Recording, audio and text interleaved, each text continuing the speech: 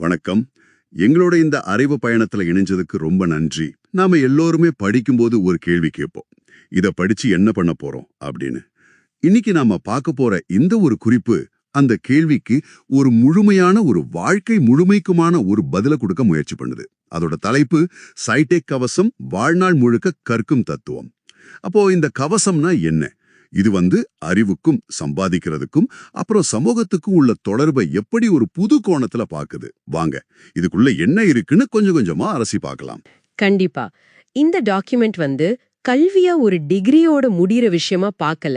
அதுக்கு பதிலா ஒரு தனிநபர் எப்படி தன்னோட வாழ்க்கைய கட்டமைக்கிறார், அப்புறம் அந்த சமூகத்துக்கே எப்படி திரும்ப கொடுக்கறாருங்கிற ஒரு முழு வரைபடமாவே இருக்கு. நம்ம நோக்கம் இந்த சைடெக் கவசம்ங்கிற இந்த தனித்துவமான கற்றல் முறையோட ஒவ்வொரு படியும் உங்களுக்கு புரிய வைக்கிறது தான். சரி, அப்போ முதல்ல அந்த பேர்ல இருந்தே ஆரம்பிக்கலாமே. சைடெக் கவசம்.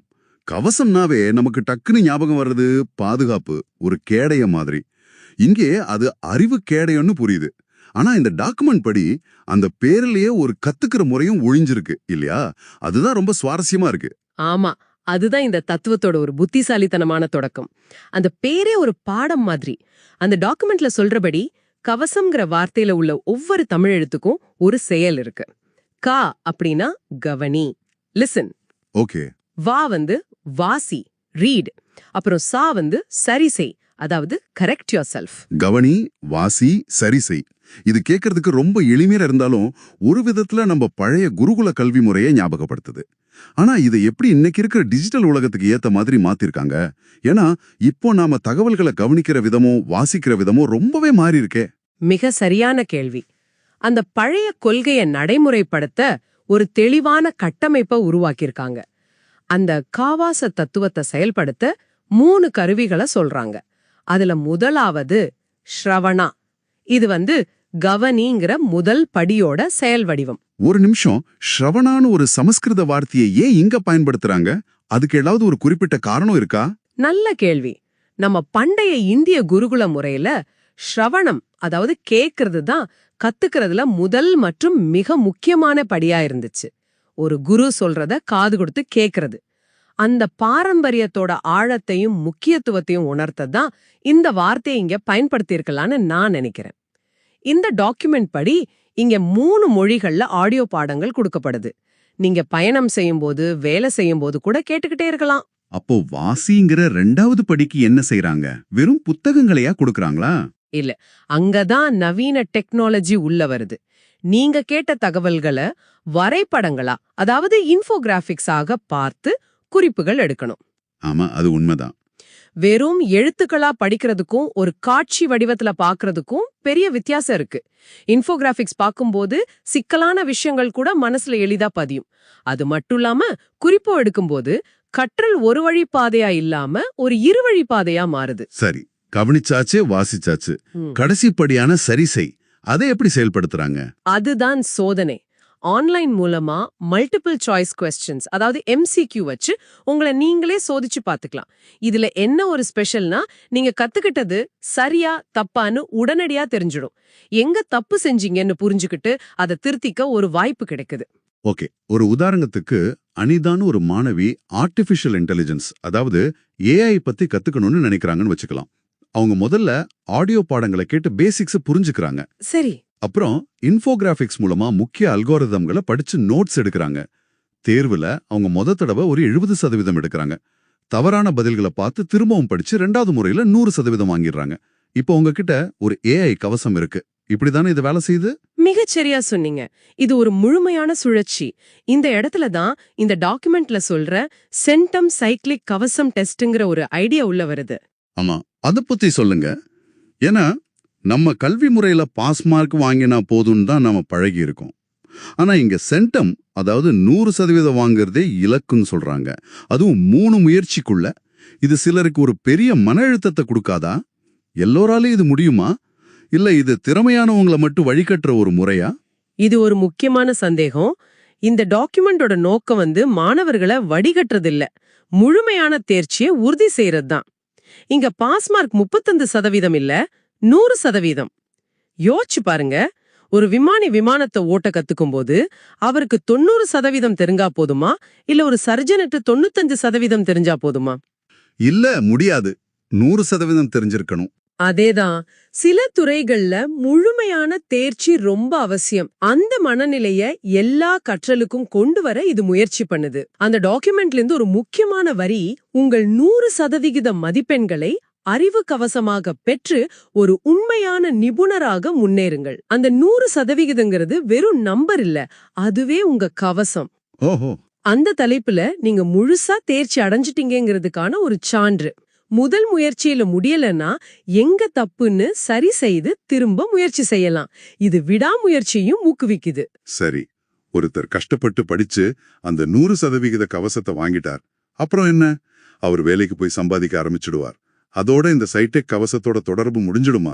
கற்றலுங்கிறது தனிப்பட்ட முன்னேற்றத்தோட நின்னுடுமா? இல்ல. உள்ள இந்த தத்துவத்தோட மிக ஆழமான பகுதி இனிதான் ஆரம்பிக்குது. தனிநபர் கற்றல்ங்கிற இடத்துல இருந்து சமூக பொறுப்புங்கிற அடுத்த கட்டத்துக்கு இந்த தத்துவம் நகருது. இந்த டாக்குமெண்ட்ல உள்ள ஒரு முக்கியமான வாக்கியம் இந்த முழு அமைப்போட நோக்கத்தையே விளக்குது. நாம் முதலில் கற்கிறோம், பிறகு சம்பாதிக்கிறோம், இறுதியாக மீண்டும் கற்பதற்கே திரும்புகிறோம். இந்த முறை அடுத்த தலைமுறை நம்ம விட ஆழமாக கற்றுக்கொள்ள அதிகாரம் அளிப்பதன் மூலம் வாழ்க்கையின் வழியே திரும்புகிறோம். இதுவே வருங்கால குடிமகன்களுக்கு நாம் அமைக்கும் உண்மையான ராஜபாட்டை. இது ஒரு பெரிய திருப்பமா இருக்கு. அதாவது கத்து சம்பாதிச்சு செட்டில் ஆகிறது ஒரு நேர்கோடு. ஆனா நீங்க சொல்றது ஒரு வட்டம். கற்று சம்பாதி திரும்ப கொடு. ஆனா இது நடைமுறைக்கு சாத்தியமா? மக்கள் சம்பாதிக்க ஆரம்பிச்சதும் அவங்களோட தேவைகள் கடமைகள்னு மாறிடுவாங்க. எதுக்காக அவங்க கத்துக்கிட்ட ஒரு அமைப்புக்கு திரும்ப பங்களிக்கணும்? இது மனித இயல்புக்கு கொஞ்சம் மாறானதா தெரியலையா? உங்க கேள்வி ரொம்ப நியாயமானது. இந்த தத்துவம் வெறும் கடமை உணர்ச்சியை மட்டும் நம்பி இல்ல, அது ஒரு பெரிய சமூக பார்வையை முன்வைக்குது. அத 4 முக்கிய கருத்துக்களா அந்த டாக்குமெண்ட் பிரிக்குது. முதலாவது, கற்றலே அடித்தளம், சம்பாதிப்பது அதன் விளைவு, இலக்கு அல்ல. இந்த ஒரு வரியே நம்ம பார்வையே மாத்துது. சம்பாத்தியம்ங்கிறது அறிவோட ஒரு துணை விளைவுதானே தவிர அதுவே முதல் நோக்கம் இல்ல. சரி, இரண்டாவது, வாழ்க்கையே இறுதி ஆசான் ஆகிறது. அதாவது கற்றல் கல்லூரி வாசலோட முடியறதில்ல. ஆமா. மூணாவது கருத்து தான் உங்க கேள்விக்கு நேரடியான பதில். ஒவ்வொரு தலைமுறையும் அடுத்த தலைமுறை தன்னை அறிவு, மதிப்பு மற்றும் திறமையில மிஞ்சுவதற்கு உதவும் போதுதான் ஒரு சமூகம் வெற்றி பெறுகிறது. இது ஒரு அற்புதமான சிந்தனை. பொதுவா நம்மளை விட யாரும் வளர்ந்துடக்கூடாதுன்னு ஒரு போட்டி மனப்பான்மை இருக்கும். ஆமா, கண்டிப்பா. ஆனா இங்க உண்மையான வெற்றிங்கிறது உங்களுக்கு பின்னாடி வர்றவங்களை உங்களை விட சிறந்தவங்களா உருவாக்குறது தான் சொல்றாங்க. அப்போ 4வது கருத்து, மரபு, அதாவது லெகசி பத்தினது. மரபு என்பது செல்வம் அல்ல, புத்திசாலித்தனமான கற்றவர்களையும் ஞானமான குடிமக்களையும் உருவாக்குவதே உண்மையான மரபு. நாம சொத்து சேர்க்கறத ஒரு பெரிய லெகசியா கணக்கிறோம். ஆனா அறிவுள்ள ஒரு சமூகத்தை உருவாக்குறது தான் உண்மையான சொத்துன்னு இது சொல்லுது. கரெக்ட். இந்த திரும்ப கொடுக்கும் தத்துவம் எனக்கு சாஃப்ட்வேர் உலகத்துல இருக்கிற ஓபன் சோர்ஸ் இயக்கத்தை ஞாபகப்படுத்துது. சொல்லுங்க. ஒரு புரோகிராமர் ஒரு கருவியை உருவாக்கி அதை இலவசமா பகிர்ந்துக்கிறார். மத்தவங்க அதை பயன்படுத்தி மேம்படுத்தி திரும்பவும் சமூகத்துக்கே கொடுக்கறாங்க. ஒருத்தரால உருவாக்கப்பட்ட மதிப்பு பல்லாயிரம் பேருக்கு பயன்பட்டு அந்த சிஸ்டம் ஒட்டுமொத்தமா வளருது. இது அறிவிலும் சாப்பியம்னு இந்த டாக்குமெண்ட் சொல்லுது. அருமையான ஒப்பீடு. ஓபன் சோர்ஸ் மாதிரி ஒரு அறிவு சூழலை உருவாக்க முயற்சி பண்றாங்க. ஆனா இது வெறும் தத்துவமா இல்லாம இத நடைமுறைப்படுத்த ஏதாவது வழிமுறை இருக்கா? மக்கள் எப்படி இதுல பங்களிக்க முடியும்? இருக்கு. அதுதான் இந்த அமைப்பை வெறும் தத்துவமா இல்லாம ஒரு செயல்படுற இயக்கமா மாத்துது.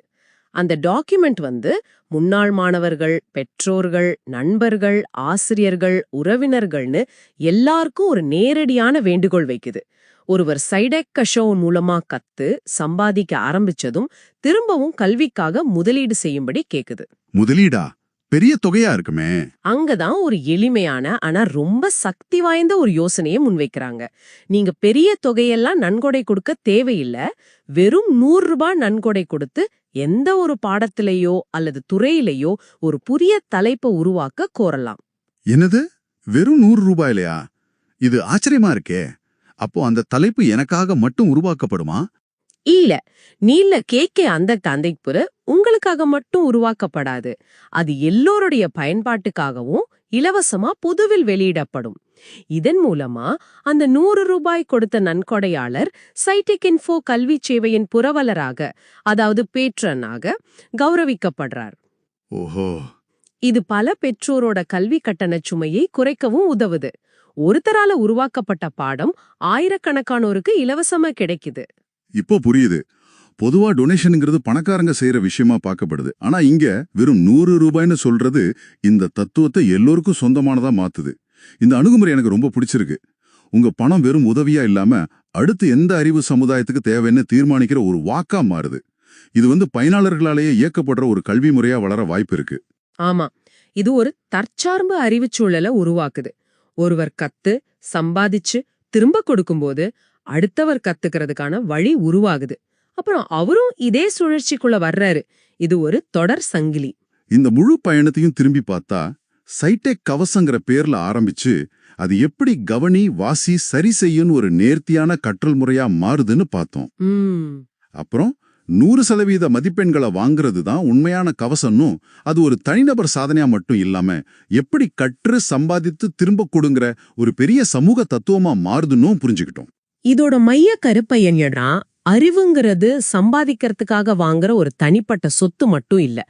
அது முதல்ல உங்களுக்கான ஒரு கேடயம். அது உங்களுக்கு தன்னம்பிக்கையையும் தொழில்முறை தகுதியையும் கொடுக்குது. ஆனா பயணம் அதோட முடியறதில்ல. நீங்க அந்த அமைப்புக்கு திரும்ப பங்களிக்கும் போது மத்தவங்க அவங்களோட கேடயத்தை உருவாக்க உதவுறீங்க. ஒருத்தன் ஏத்துன மெழுகுவர்த்தி மத்த 1000 மெழுகுவர்த்திகளை ஏத்துற மாதிரி. நிறைவா உங்களுக்காக ஒரு சிந்தனை. இந்த டாக்குமெண்ட் இந்த சுழற்சியை வருங்கால குடிமக்களுக்கு நாம் அமைக்கும் உண்மையான ராஜபாடைன்னு குறிப்பிடுது. இந்த ராஜபாடைங்கிற சொல் ரொம்ப சக்தி வாய்ந்தது. அது ஒரு தற்காலிக பாதை இல்ல, தலைமுறைகளை கடந்து நிக்கிற ஒரு பெருஞ்சாலை. இது நம்ம எல்லோரையும் ஒரு கேள்வியை கேட்க தூண்டுது. உங்க சொந்த வாழ்க்கையிலையும் தொழிலையும் தனிப்பட்ட முறையில செல்வம் அல்லது அந்தஸ்துங்கிற மரபை உருவாக்குறதுக்கும் உங்களுக்கு பின்னாடி வர்றவங்களுக்காக ஒரு அறிவு ராஜபாடைய அமைக்கிறதுக்கும் உள்ள வேறுபாட்டை நீங்க எப்படி பாக்குறீங்க? உங்க துறையிலேயோ அல்லது சமுதாயத்திலேயோ அந்த ராஜபாடை எப்படி இருக்கும்? சிந்திச்சு பாருங்க.